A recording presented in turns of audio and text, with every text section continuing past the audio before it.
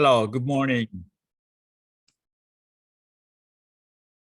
And dear organizers, honorable speakers and guests, thank you very much for giving me this opportunity to speak to you today about Japan-NATO cooperation.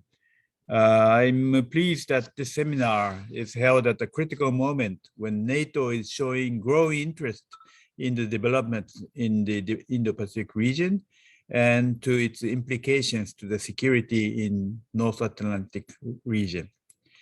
In opening this seminar, let me introduce a current security environment in the Indo-Pacific region as a guide to the discussions, as well as the importance of Japan-NATO cooperation and its future perspective. The world is in an era of fundamental transformation.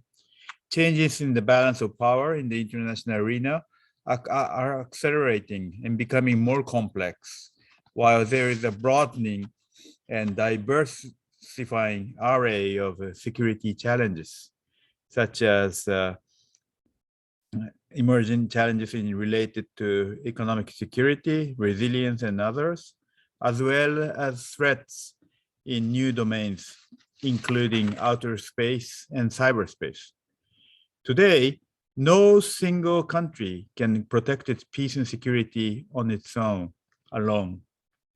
In particular, the Indo-Pacific region, which stretches from the Asia-Pacific across the Indian Ocean to the Middle East and Africa, is the core of the world's vitality and home to more than half of the world's population.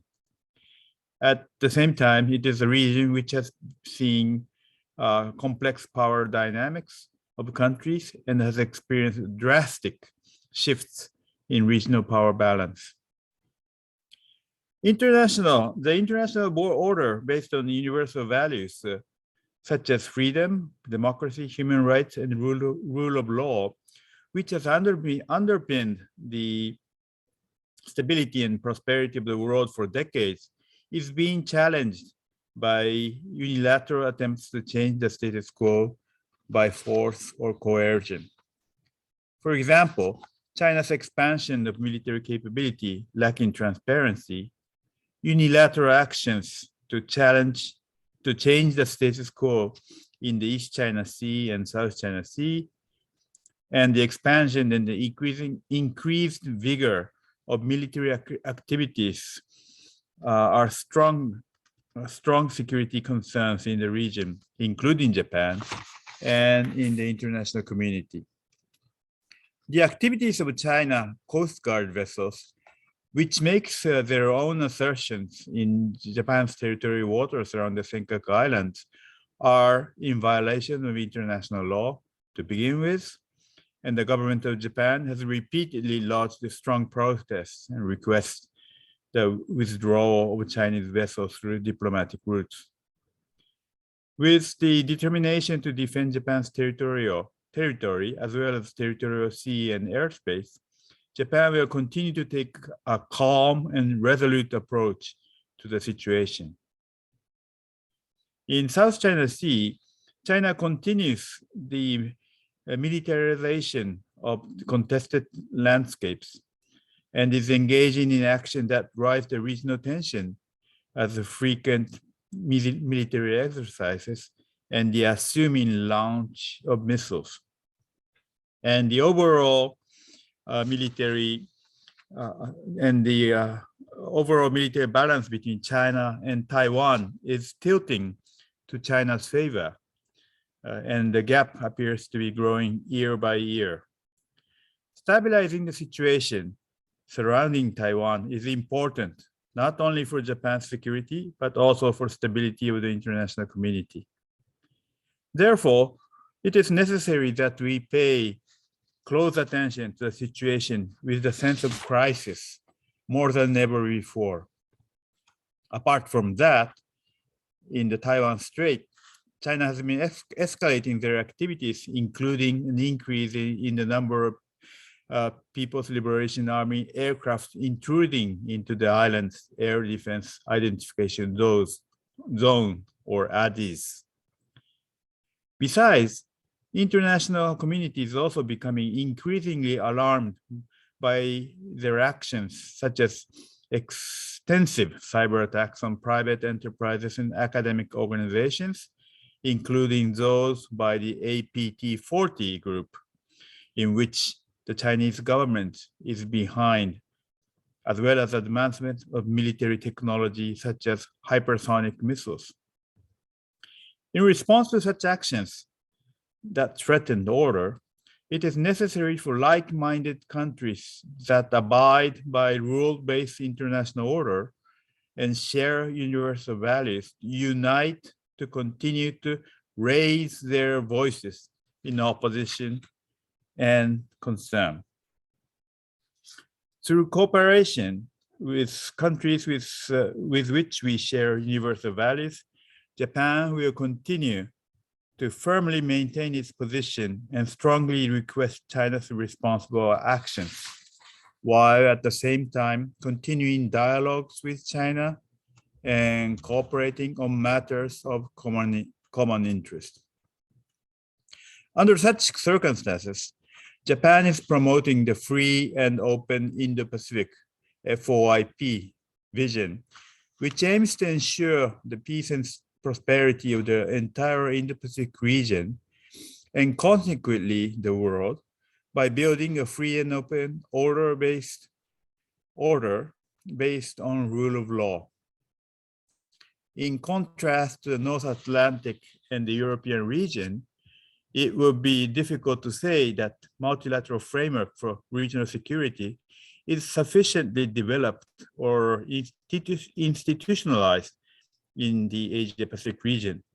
Therefore, Japan has been making efforts to realize a desirable regional security environment for Japan, first and foremost by strengthening the Japan-US alliance, which is the cornerstone of Japan's diplomacy and security, and by combining various cooperation at multifaceted and multi-layered level, such as through cooperation with Australia, India, as well as ASEAN countries.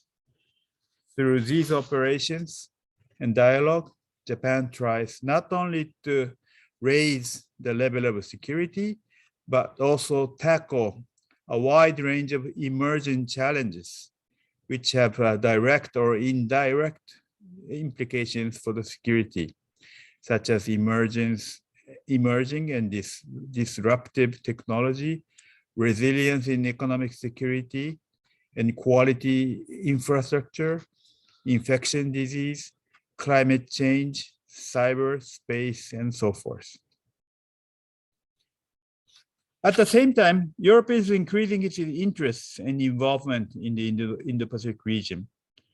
Several NATO allies, including France, the Netherlands, and the United Kingdom, have released policy documents regarding Indo-Pacific.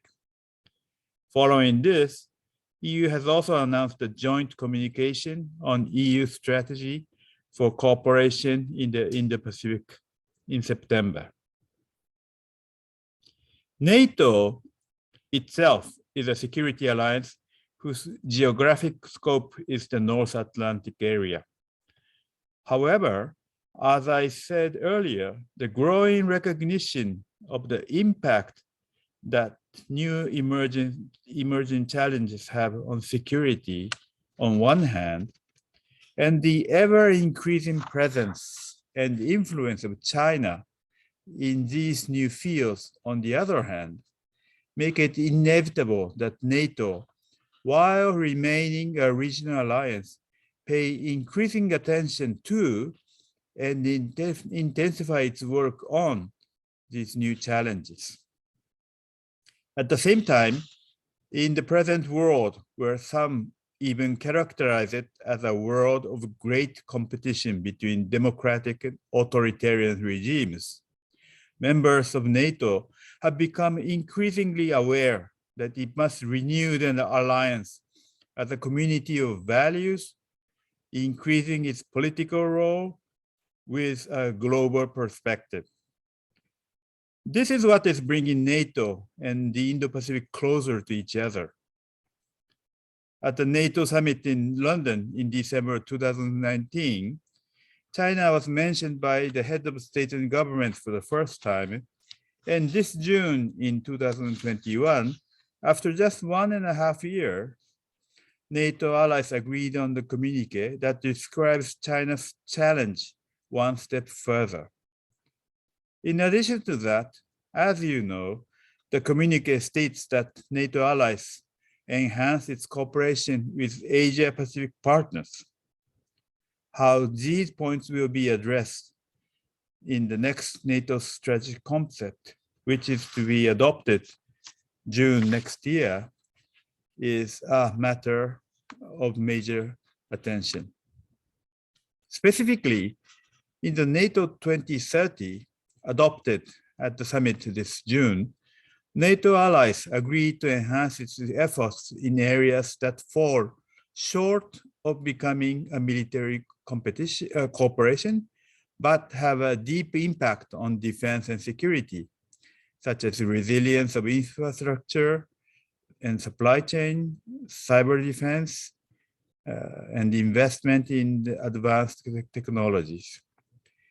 In these areas, NATO is seeking a possible way of cooperation with Asia-Pacific partners, including Japan. In this context, it is worth noting that these areas are pursued under the bilateral cooperation between Japan and US, or multilateral cooperation within the multilateral framework, such as Quad, Japan, US, Australia, India, and ASEAN+. From this perspective, it may be said that the Japan-NATO cooperation will constitute an additional option to existing bilateral and multilateral frameworks, which will give depth to Japan's security cooperation in the broad sense of the term.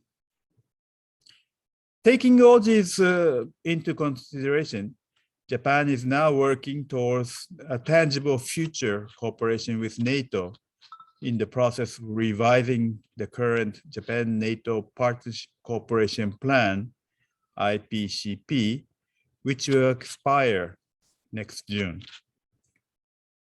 In this regard, let me briefly touch upon AUKUS. With regards to the launch of AUKUS, I understand that AUKUS plans to develop the cooperation in areas such as artificial intelligence, quantum technology, quantum computing, and supply chains. Besides its core component, which is the contract for nuclear submarines, which is the proof that AUKUS's aim and awareness have something in common with the orientation that other frameworks and also NATO are now seeking. Japan considers that the strengthening of security and defense cooperation between Australia, UK, and the United States is important for the peace and stability of the Indo-Pacific region, and for that reason, welcomes the launch of AUKUS. We hope that towards a major objective, peace and stability in the Indo-Pacific region, we can further enforce our cooperation with the US, Australia, India, ASEAN, and Europe, including France. Next year, 2022, will mark a year where the new strategic concept covering the next 10 years will be formulated amidst the growing interest in the Indo-Pacific and its interaction with the North Atlantic region. On top of that, this will coincide with the renewal of the Japan-NATO cooperation document. I hope that the discussion in this seminar will contribute to the input of Indo-Pacific elements in the formulation of the new strategic concept. I'd like to express my gratitude to the organizers for holding this event in a very timely manner. Thank you very much for your attention.